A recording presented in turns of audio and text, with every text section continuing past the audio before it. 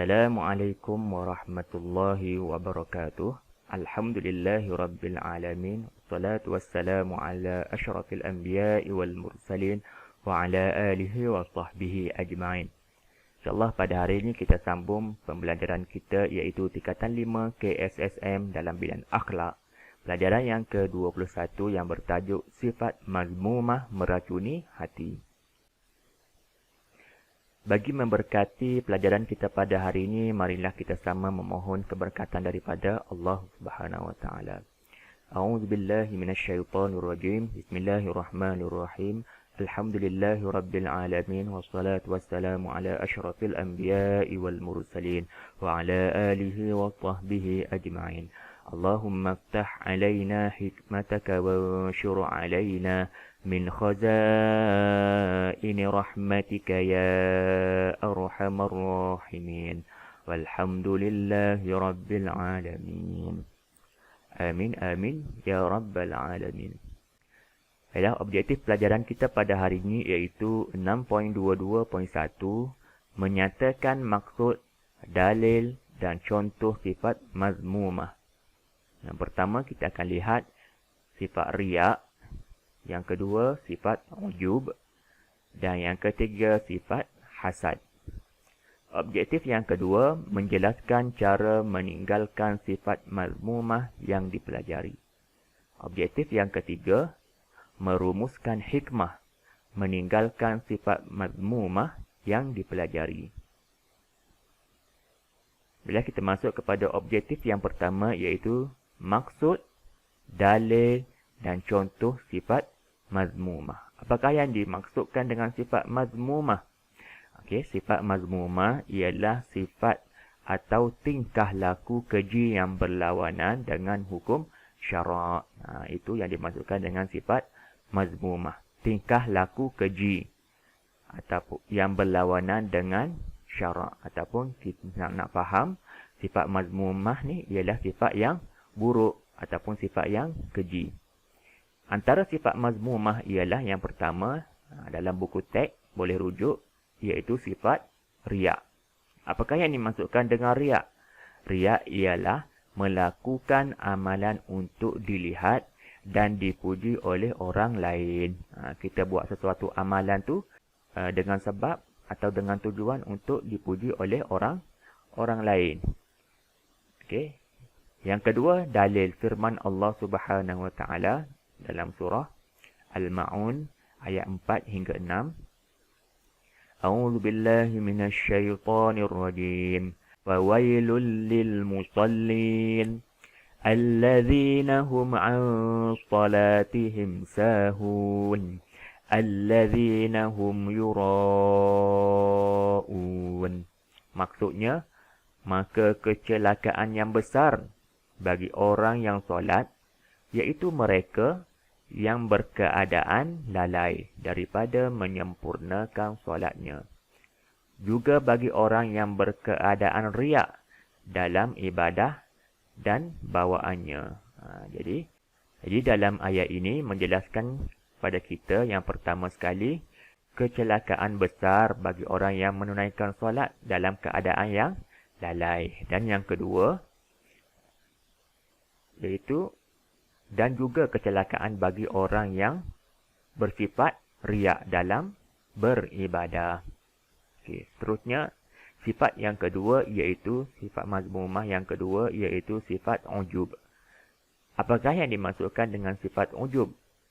Okey, maksudnya berasa bangga dengan amalan dan kelebihan yang ada pada diri sendiri. Dia merasa bangga dengan kelebihan amalan yang ada pada dirinya. Itulah yang dikatakan, itulah yang dimaksudkan dengan sifat ujub. Dalil dalam surah At-Taubah ayat yang ke-25. A'udzu billahi minasyaitonir rajim. Iz a'jabatkum kathratukum falam tughni 'ankum syai'a. Maksudnya iaitu semasa kamu berasa megah dengan sebab bilangan kamu yang ramai, maka bilangan yang ramai itu tidak mendatangkan faedah kepada kamu sedikit pun. Jadi, dalam ayat ini menjelaskan kepada kita tentang sifat wujub yang ada pada diri seseorang, iaitu berasa megah. Okay. Yang ketiga, sifat mazmumah yang ketiga iaitu hasad. Apakah yang dimaksudkan dengan hasad? Hasad ialah perasaan dengki melihat kelebihan yang ada pada seseorang dengan berharap supaya kelebihan tersebut hilang daripadanya.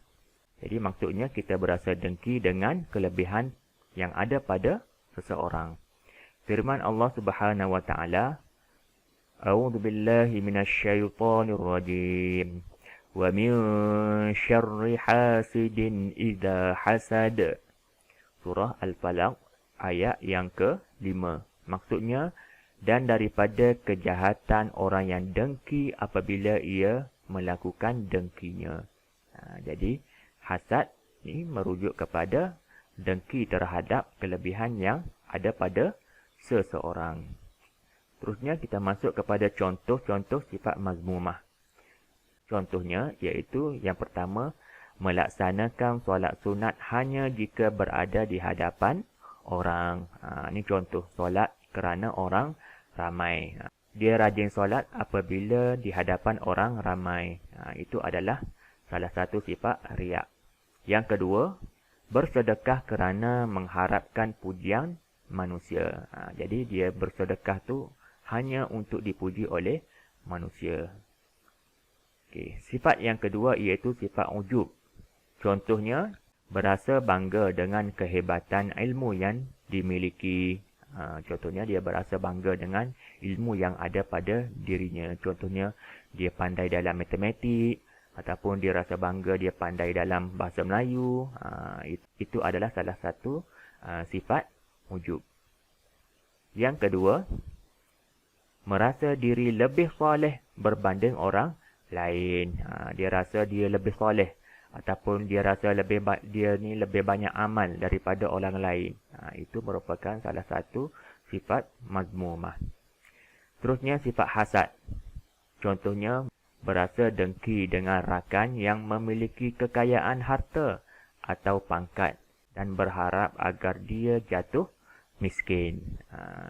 Jadi, dia dengki dengan kelebihan yang ada pada rakan dia, ataupun rakannya berpangkat tinggi. Dia berasa dengki terhadap rakannya dan dia berharap rakannya jatuh miskin. Terusnya, berasa cemburu dengan seseorang yang memiliki rupa paras yang cantik dan berharap agar dia menjadi cacat. Sifat cemburu kepada seseorang, dan juga berharap apabila seseorang itu memiliki wajah yang cantik ataupun tampan, dan dia berharap suatu hari nanti orang tersebut cacat. Itu adalah sifat hasad, dan kita hendaklah menjauhi sifat-sifat mazmumah ni. Dan kita harap kamu menjauhi sifat-sifat mazmumah ini. Terusnya kita masuk kepada spektrum ilmu. Imam Al-Ghazali menyenaraikan 10 sifat mazmumah yang perlu dihindari seperti yang berikut. Imam Al-Ghazali menyenaraikan 10 sifat mazmumah. Yang pertama, banyak makan dan minum. Yang kedua, banyak berkata yang sia-sia. Yang ketiga, sifat pemarah. Yang keempat, hasad dengki. Yang kelima, kasih kepada harta, iaitu bakhil. Yang keenam, mencintai harta dan pangkat. Yang ketujuh, hati yang terpaut pada dunia. Yang ke-8, bersikap sombong, yakni takbur. Yang ke-9, bangga diri, ujub.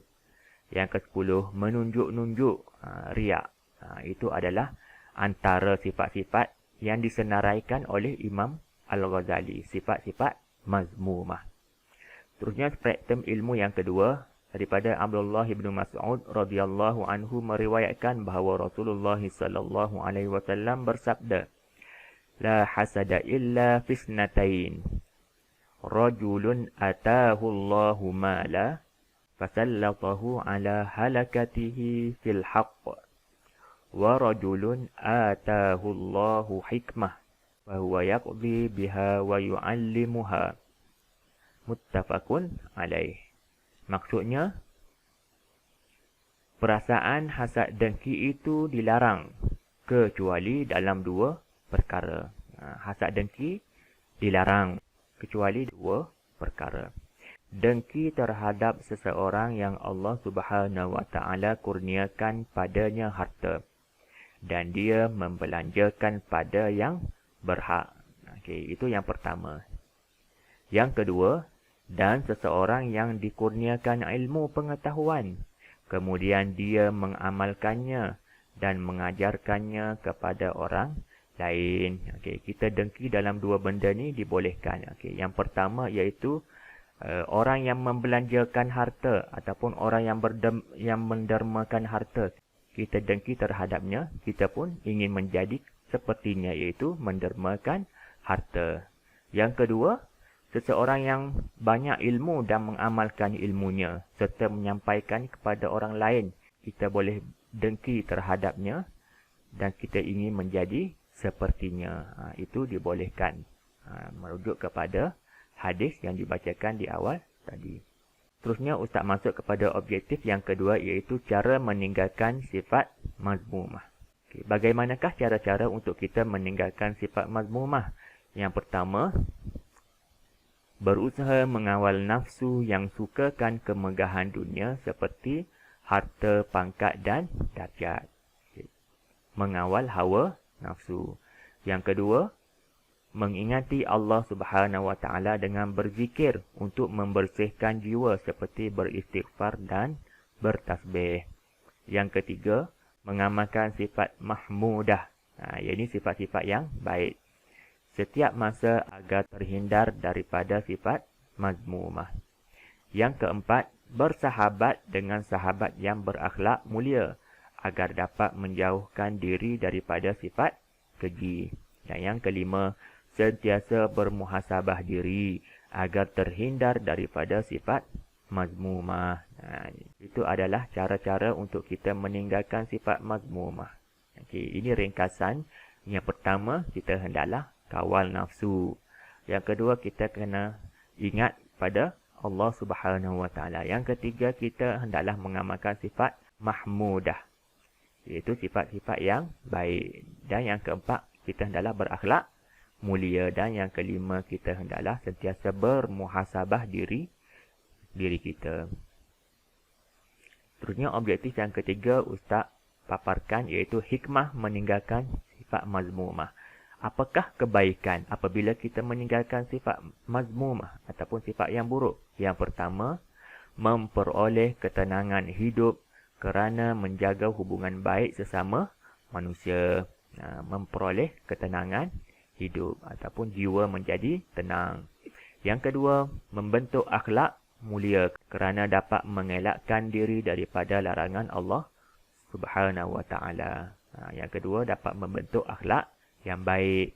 Yang ketiga, memantapkan jati diri sebagai Muslim dengan menjauhi syirik, kufur nikmat dan juga sihir. Memantapkan jati diri sebagai Muslim. Yang keempat, memartabatkan imej Islam sebagai contoh terbaik dalam membangunkan modal insan. Menjadi contoh yang terbaik kepada orang ramai. Dan yang kelima, mendidik jiwa agar sentiasa tunduk dengan keesaan dan kekuasaan Allah Subhanahu Wa Taala. Yang kelima, kita mendidik jiwa kita agar tunduk kepada Allah Subhanahu Wa Taala. Alhamdulillah, kita telah selesai. Terusnya Ustaz masuk kepada bahagian penilaian. Ustaz paparkan dua soalan, iaitu apakah maksud riya, ujub dan juga hasad. Apakah maksud riya, ujub dan juga hasad. Yang kedua, nyatakan dalil nakli sifat riya, ujub dan juga hasad. InsyaAllah anak-anak cuba fikirkan dalam masa 5 saat apakah jawapannya. Kita lihat kepada jawapan dia. Riya melakukan amalan untuk dilihat dan dipuji oleh orang lain. Yang kedua, ujub maksudnya berasa bangga dengan amalan dan kelebihan yang ada pada diri sendiri. Dan yang ketiga, hasad, perasaan dengki melihat kelebihan yang ada pada seseorang dan berharap supaya kelebihan tersebut hilang daripadanya.